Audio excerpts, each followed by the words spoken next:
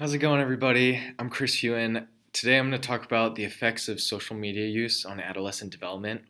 More than 90% of adolescents are on at least one form of social media, and over the past 5 to 10 years, social media has exponentially increased in its popularity. Researchers are just now figuring out the implications of social media use, particularly on adolescent development. So, as a college student, as a 21-year-old, I've seen the evolution of Snapchat, Twitter, Facebook, Instagram, and I've also seen as a nanny for the past 4 years, I've seen how it's affecting elementary and middle school kids, how reliant and obsessive they can be with social media. Social media use is negatively affecting the physical, emotional, and psychosocial aspects of adolescent development, and I'm going to discuss three main points of social media: its effect on sleep, anxiety and depression, and overall emotional development in adolescence. So, to begin, I'm going to talk about social media and its effect on sleep. There's been a large body of evidence talking about technology in general on sleep, but there's only been a few studies specifically looking at social media and its effect on sleep. So in 2016, in the Journal of Adolescence, there was a study called hashtag Sleepy Teens, and it looked at the effect of social media use on sleep. The researchers found that 86% of adolescents have their phones in their bedroom, and the majority of those adolescents have the phones either under their pillows or in their hands. So the results of this study, they showed that nighttime social media use and emotional investment to social media was strongly correlated with a predictor of poor sleep quality and lower self-esteem. Next, I'm going to talk about an article written for the Harvard Graduate School of Education called Social Media and Teen Anxiety. This was written by Leah Schaefer. She wrote, "Recent studies have noted a significant increase in depression among teens, especially those who spend multiple hours per day on social media, and especially among girls." So Leah Schaefer, she interviewed a clinical psychologist at the Child Mind Institute called Lindsay Geller. She says that through likes and follows, teens are getting actual data on how much people like them and their appearance. And then she also talked with Emily Weinstein, a postdoc fellow at the Harvard Graduate School of Education.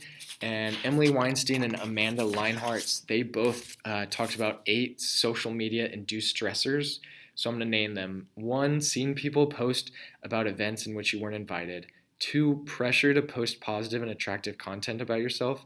3, pressure to get comments and likes. 4, having someone post things about you that are out of your control. 5, feeling replaceable. 6, too much communication. 7, digital FOMO, fear of missing out. And 8, attachment to actual devices. Lastly, I'm going to explain how social media affects overall emotional development among adolescents.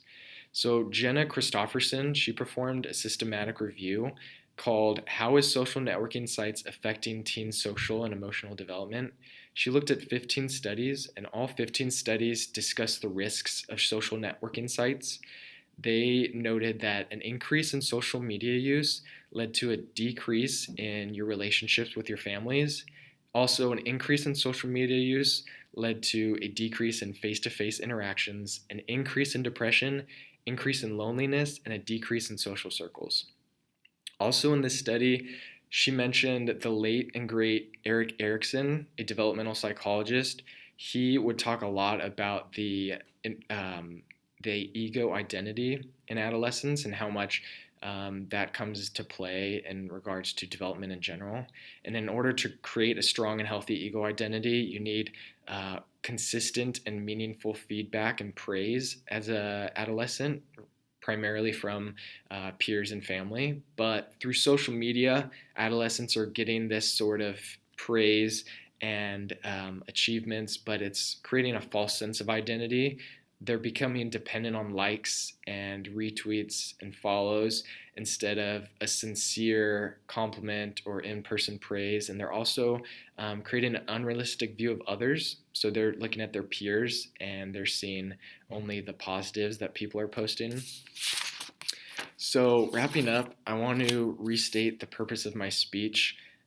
It was to inform you guys on the negative aspects of social media use on adolescent development, mainly on sleep, on anxiety and depression, and on overall emotional development.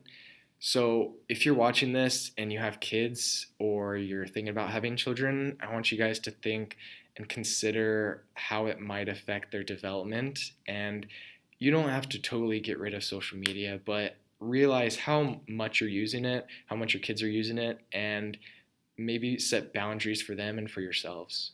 Thank you so much.